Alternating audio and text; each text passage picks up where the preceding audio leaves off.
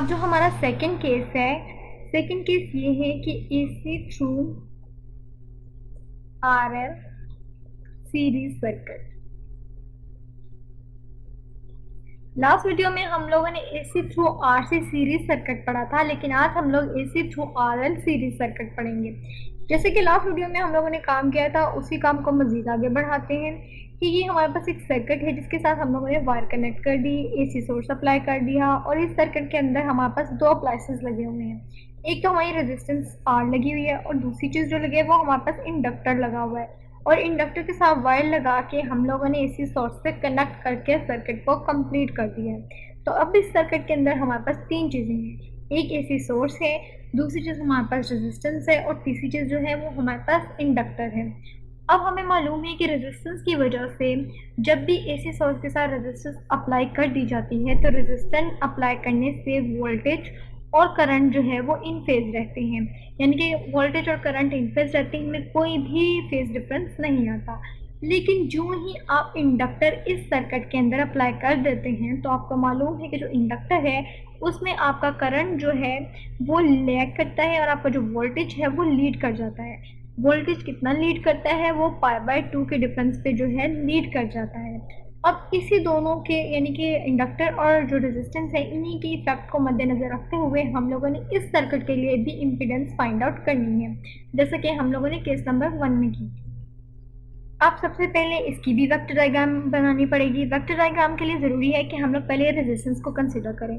Resistance के अंदर हमें पता है कि इसका करंट और इसका वोल्टेज जो है वो इन फेज रहेगा, लेकिन जैसे ही मैं इंडक्टर की बात करती हूँ तो इसे थोड़ा सा सही करके बनाना चाहिए, क्योंकि अब यहाँ पर जो करंट है वो इस तरीके से आएगा, करंट यहाँ पर रहेगा और जो वोल्टेज है, क्योंकि रेजिस्टेंस का जो करंट और वोल्टेज है वो तो इन फेज ही है, वो आपस में बराबर ही होते हैं, मतलब कि इन फेज है, पैरेलल होते हैं वोल्टेज और जो करंट है वो आपस में रेजिस्टेंस के केस के अंदर। लेकिन जैसे इंडक्टर के वोल्टेज की बात की जाती है तो इंडक्टर का जो वोल्टेज VL है वो इस I के लिहाज से π/2 के डिफरेंस पे लीड कर जाता है। तो ये हमारे पास जो है π/2 का डिफरेंस आ गया जिसपे लीड कर गया। अब हमें जो इस सर्किट का कंबाइंड वोल्टेज है, कंबाइंड वोल्टेज के बारे में भी पता होना चाहिए। जैसे कि लास्ट वीडियो में बात की थी कि कंबाइंड वोल्टेज जो है वो यहीं कहीं लाई करता है। तो अगर ये कंबाइंड वोल्टेज V है तो जाहिर सी बात है, अगर फर्ज कर लीजिए कि अगर ये एक वेक्टर V है, इसको मैंने इसके कंपोनेंट में रिजॉल्व करना है, तो जिसका Y कंपोनेंट होगा वो Y कंपोनेंट भी तो इसी डायरेक्शन में होगा ना, जो कि VL है। सिमिलरली जिसका X कंपोनेंट है वो यहाँ पर ही होगा, जो कि I है, जो कि नीचे की डायरेक्शन में है। तो I नीचे है, I ही ऊपर रहेगा, और X एक्सिस के अलॉन्ग अगर इसका इस साइड पे VL है तो राइट साइड पे भी VL ही आएगा, और दरमियान में जो है ये कंबाइंड इफेक्ट आ जाएगा V, जिसे लास्ट वीडियो में हमने प्रूव किया था कि I इंटू जेड के इक्वल होता है। यानी कि इस सर्किट की अगर मैं इम्पीडेंस के बारे में बात करूँ तो इस सर्किट की जो इम्पीडेंस आएगी वो R के स्क्वायर प्लस XL के स्क्वायर के इक्वल आ जाएगी। क्योंकि यहाँ पर XC की जगह अब हम लोगों ने इंडक्टर यूज़ किया है, तो सारा का सारा काम अकॉर्डिंग टू इंडक्टर के लिहाज से होगा कि इंडक्टर किस तरीके से किसी सर्किट के अंदर लगाया जाए तो काम करता है। अब ये वाली वेक्टर डायग्राम काफ़ी हद तक समझना आसान है, क्योंकि इसमें जो वोल्टेज है वो लीड कर रहा है।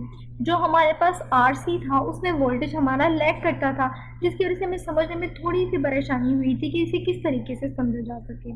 अब देखा जाए तो यहाँ पर भी अगर मैं जो है पाइथागोरस थ्योरम लगाऊं तो उसके अकॉर्डिंग मुझे मालूम है कि जो मेरा हाइपोटेन्यूज है उसका स्केयर यानी कि V कंबाइन का स्केयर जो है मेरे जो है इस डायग्राम के अकॉर्डिंग जो है परपेंडिकुलर के स्केयर प्लस बेस के स्केयर। अब यहाँ पर जो वोल्टेज है वो voltage I into R is equals to VR, यानी कि रेजिस्टेंस का वोल्टेज है जिसे मैं VR के स्केयर के इक्वल लिख सकती हूँ। अब V का स्केयर, जैसे कि हम लोगों ने लास्ट वीडियो में बताया था कि जो कंबाइंड वोल्टेज होता है ये हमेशा I इंटू जेड है, लेकिन अगर मुझे इसके लिए भी प्रूव करना पड़े तो हम आसानी से प्रूव कर सकते हैं। वो इस तरीके से कर सकते हैं कि जो कंबाइंड वोल्टेज है अगर वो मालूम करना हो तो वो VR के स्केयर प्लस VL के स्केयर के इक्वल आ जाएगा। चूँकि VL इसलिए लगाया कि अब हम लोगों ने इंडक्टर यूज़ कर लिया है। VR की बात की जाएगी तो I square into R square आ जाएगा। सिमिलरली वी एल की बात की जाएगी तो I square into X L का स्केयर आ जाएगा, चूँकि इंडक्टर की जो रेजिस्टेंस है उसे इंडक्टिव रेजिस्टेंस एक्स एल से रिप्रेजेंट करते हैं। और यहाँ पे V square as it is ही रहेगा, क्योंकि इसे मैं आपको फाइंड आउट करना सिखा रही हूँ कि अगर इंडक्टर लग जाए तो किस तरीके से कंबाइंड वोल्टेज इस सर्किट के लिए निकाला जाएगा। अब आई स्केयर जो है अगर इसे मैं कॉमन ले लूँ तो अंदर मेरे पास R square plus X L square आ जाएगा। तो क्यों ना यहाँ पे मैं v का स्केयर जो है अंडर रूट ले लूँ, पूरी इस चीज़ का स्केयर रूट ले लूँ। तो स्केयर रूट लेने से क्या होगा कि मेरे पास i का स्केयर इसके साथ अलग से खत्म हो जाएगा, r बाहर i जो है वो बाहर आ जाएगा और अंदर मेरे पास r स्केयर प्लस एक्सएल का स्केयर रह जाएगा और यहाँ पर v रह जाएगा। तो मैं v is equals to I into Z कह सकती हूँ। ये जो z है जिसे मैं इम्पिडेंस कहती हूँ, यहाँ पर ये इम्पिडेंस जो है बिकम्स इक्वल आ जाएगी किसके, R square plus X L के स्केयर के इक्वल आ जाएगी, यानी कि इन दोनों के एडिशन के, इनके स्केयर के एडिशन के इक्वल आ जाएगी। और इसका स्केयर रूट ले ले तो यहाँ पर मेरे पास इम्पिडेंस का रिलेशनशिप बन जाता है। यानी कि अब मैं इस तरीके से कह सकती हूँ कि अगर मेरे पास इस तरीके से कोई एक सर्किट है जिसमें ये v is equals to I into Z है और यहाँ पर मेरे पास वी एल है, और ये जो चीज़ है मेरे पास, बल्कि इसे तो थोड़ा सा हम लोग टेढ़ा करके बना रहे हैं।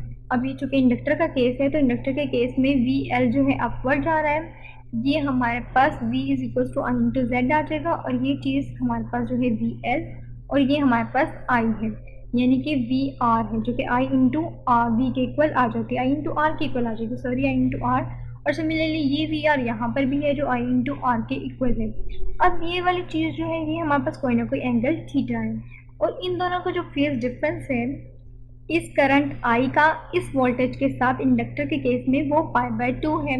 सिमिलरली अगर यहाँ पर भी मुझे एंगल निकालना पड़े ये वाला एंगल, तो लास्ट वीडियो की तरह, लास्ट केस की तरह मैं π/2 माइनस थीटा कर सकती है, यानी कि इस टोटल एंगल में से अगर ये वाली चीज़ मैं सब्ट्रैक्ट कर दूँ तो मेरे पास बाकी एंगल π/2 माइनस थीटा निकल आएगा, जो कि कंबाइंड वोल्टेज के लिए हमारे पास कोई एंगल निकल आएगा। अगर मुझे कंबाइंड वोल्टेज के लिए कोई एंगल चाहिए तो मुझे tan थीटा लगाना पड़ेगा। tan थीटा में आपको मालूम है कि हमारे पास परपेंडिकुलर ओवर बेस आ जाती है। अब इस सिचुएशन में मेरे पास परपेंडिकुलर जो है वो वी एल है और जो बेस है वो वी आर है, और इनकी वैल्यूज अगर मैं सब्स्टिट्यूट करूँ तो यहाँ पर I into R, I into X L divided by I into R आ जाएगा। तो आई से कैंसिल हो जाएगा तो X L divided by R आ जाएगा। और अगर मुझे सिंपली थीटा मालूम करना हो तो यहाँ पे टेन इनवर्स आ जाएगा जो कि इस चीज़ के साथ मल्टीप्लाई हो रहा है। अब अगर इसे मज़ीद देखें तो आपके पास टेन इनवर्स तो एज इट इज़ रहेगा। एक्स एल के बारे में आपको पता है कि ये ओमेगा इंटू एल के इक्वल होता है और आर डिवाइड हो रहा है नीचे, जो ओमेगा इंटू एल है इसे आप इस तरीके से लिख सकते हैं कि ये 2πf_l डिवाइडेड बाई आर है। मतलब कि इनकी डिफरेंट वैल्यूज सब्स्टिट्यूट करके आप बता सकते हैं कि थीटा जो है वो फाइनली इस चीज़ के इक्वल आ जाता है। तो अगर आप मुझे इस सर्किट की कंप्लीट इम्पिडेंस बताना हो कि इस सर्किट की जिसमें इंडक्टर लगा हो रेजिस्टेंस के साथ उसकी इम्पिडेंस क्या होती है, तो मुझे इस चूँकि इम्पिडेंस जो है कंबाइंड इफेक्ट है तो मुझे वोल्टेज भी तो कंबाइन ही यूज़ करना पड़ेगा। तो v डिवाइडेड बाई आई, मैंने यहाँ पे v डिवाइडेड बाई आई इसलिए किया क्योंकि मुझे मालूम है कि जो इम्पिडेंस है वो रोल प्ले करता है जैसे कि हमारी रेजिस्टेंस किसी भी सर्किट के अंदर प्ले करती है। क्योंकि रेजिस्टेंस को हम लोग v डिवाइडेड बाई आई की फॉर्म में लिखते हैं अकॉर्डिंग टू ओहम लॉ, तो यहाँ पर मुझे इम्पिडेंस को भी v डिवाइडेड बाई आई की फॉर्म में लिखना चाहिए, लेकिन जो ये v लिखूंगी ये कंबाइंड वोल्टेज होगा जो इस सर्किट का कंबाइंड वोल्टेज है। अब हमारे पास क्या होगा कि कंबाइंड वोल्टेज के बारे में अभी हम लोगों ने रिलेशनशिप निकाला है जो कि I into R square plus X L के स्केयर के इक्वल है और नीचे I एज इट इज ही आ जाएगा। तो जो इम्पिडेंस है वो हमारे पास इक्वल आ जाएगी अंडर रूट आर का स्केयर प्लस एक्स एल का स्केयर। तो अगर मुझे इम्पिडेंस के लिए अब डायग्राम, वेक्टर डायग्राम बनानी पड़े तो वो भी मैं इस तरीके से बना सकती हूँ कि ये मेरे पास वी एल है। वी एल को अगर मैं यहाँ पर अब इस सिचुएशन के अकॉर्डिंग लिखना चाहूँ तो मुझे इसे यहाँ पर एक्स एल कर देना चाहिए और यहाँ पर v is equals to I into R. बल्कि आप इसको इसी तरीके से रखें, अभी आपको समझ आ जाएगी कि एक्स एल किस तरीके से है। वी एल हमेशा हमारे पास आई इंटू एक्स एल आएगा। सिमिलरली ये वाला वी एल यहाँ पर भी है, V L is equals to I into X L. यहाँ पर चूँकि हमारे पास करंट था करंट आई इसलिए था क्योंकि यहाँ पर वी आर है, वी आर जो है आई इंटू वी आर के इक्वल है। आई और वी रेजिस्टेंस के केस में इन फेज रहते हैं, चूँकि रेजिस्टेंस है तो रेजिस्टेंस की जो वोल्टेज होगी वी आर वो भी इस डायरेक्शन में और जो करंट है आई आर वो भी इसी डायरेक्शन में होगा। और जो इंडक्टर है, इंडक्टर साथ लगा है, तो उसके लिहाज से जो वोल्टेज है वो इस करंट के लिहाज से π/2 के डिफरेंस पे ऊपर चलेगी, लीड करेगी। अब यहाँ पर जो है मेरे पास V is equals to I into Z है, और यहाँ पर भी मेरे पास जो है V R I into R के इक्वल हो जाता है। अब यहाँ पर समझने वाली बात ये है कि हर चीज़ के साथ आई, अब ये मेरे पास आर आ जाएगा, ये मेरे पास इम्पिडेंस है, ये एक्सएल और ये आर है। अब जो जेड है वो किसी ना किसी एंगल पर जो है वो इस आर के साथ जो है किसी ना किसी एंगल पर इसके साथ कोइंसाइड कर रहा है ना। और ये वाला जो एंगल है ये भी हमने मालूम कर लिया है कि ये π/2 माइनस थीटा है, क्योंकि ये पूरा एंगल जो π/2 था, तो अब ये वाला एंगल जो है वो π/2 माइनस थीटा के इक्वल आ गया है। तो अब मैं क्या कह सकती हूँ, अब इस चीज़ को गौर करके आप भी थोड़ा सा बताएं कि जो Z है, Z हमारी कंप्लीट इम्पीडेंस है। अगर अब आपसे कोई ये पूछे कि अगर आपको इम्पीडेंस के बारे में बताना हो, जो कि कंबाइंड इफेक्ट है किसी भी सर्किट के अंदर लगे हुए एक से ज़्यादा अप्लायंसेस का, तो अभी सर्किट के अंदर तो इंडक्टर और रेजिस्टेंस लगा हुआ है, तो इसका मतलब है कि जो इंडक्टर और रेजिस्टेंस इस सर्किट के अंदर लगा हुआ है हमारे पास, उसमें जो ये इम्पीडेंस आई है, ये इम्पीडेंस इस R से जो है लीड कर रही है। मतलब कि Z जो है वो लीड कर रही है R से, और जो फेज डिफरेंस है वो पाई है। लेकिन ये जो इम्पीडेंस है ये XL से जो है लैग भी कर रही है। जो हमारे पास इम्पीडेंस है वो लैग कर रही है XL से, और कितना लैग कर रही है, वो π/2 माइनस थीटा है। ये π/2 माइनस थीटा है, क्योंकि ये इससे पीछे है ना तो लैग कर रही है, और आर से आगे है तो लीड कर रही है, और कितने एंगल पे, पाई पे, और इससे जो है वो लैग कर रही है कितने एंगल पे, π/2 माइनस थीटा पे। तो ये कुछ इसके रिलेशनशिप के बारे में था कि अगर हमें इम्पीडेंस निकालनी पड़े एक ऐसे सर्किट के बारे में जिसमें आपके पास इंडक्टर भी लगा हो और उसके साथ साथ कैपेसिटर वो जो है रेजिस्टेंस लगी हो, तो इम्पीडेंस क्या होगी। और अगर एक ऐसा सर्किट है जिसमें रेजिस्टेंस लगी हो और कैपेसिटर लगा हो, तो इम्पीडेंस क्या है। पहले केस में हम लोगों ने कैपेसिटर को लेकर स्टडी किया, और इस केस में हम लोगों ने इंडक्टर को लेकर स्टडी किया कि इंडक्टर लगाया जाए तो इम्पीडेंस किस तरीके से निकाली जाती है। कोई भी चीज़ किसी भी सर्किट के अंदर लगी हो, अगर उसमें एक से ज़्यादा इम्प्लाइंसेस लगे हुए हैं उस सर्किट के अंदर, और एसी सोर्स खासकर याद रखना है कि एसी सोर्स उसकी बैटरी है।